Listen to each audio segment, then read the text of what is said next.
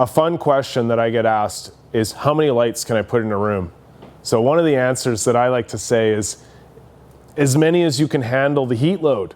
You can literally put 4,000 watts over a 4x8 area. You could put 10 400s over a 4x8 area if you could handle the heat, right? Sunlight is the equivalent of like 5,000 watts or something like that on a 5x5 area. It is hugely intense and powerful.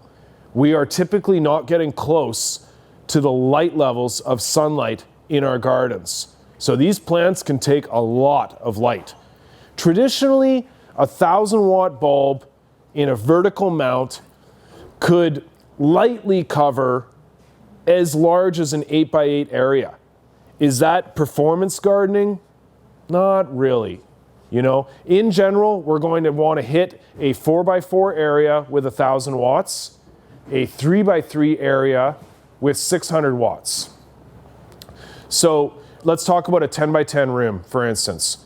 We could definitely put 4,000 watts in it. We could definitely put 3,600 watts, 600s in it, no problem. Keep in mind, we always have to handle the heat load.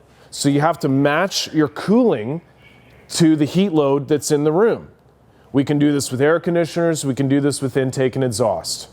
If we're looking at T5 lighting, it's fluorescent lighting, it's just important that we have solid coverage so our plants aren't stretching and reaching for light that's not there.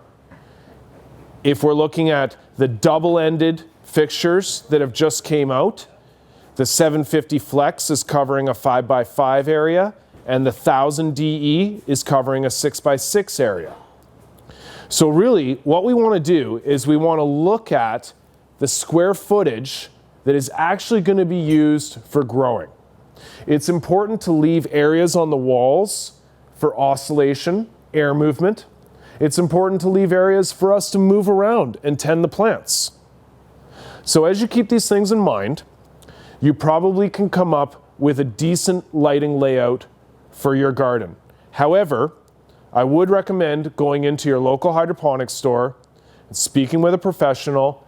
They can definitely coach you in the correct direction for your particular circumstance.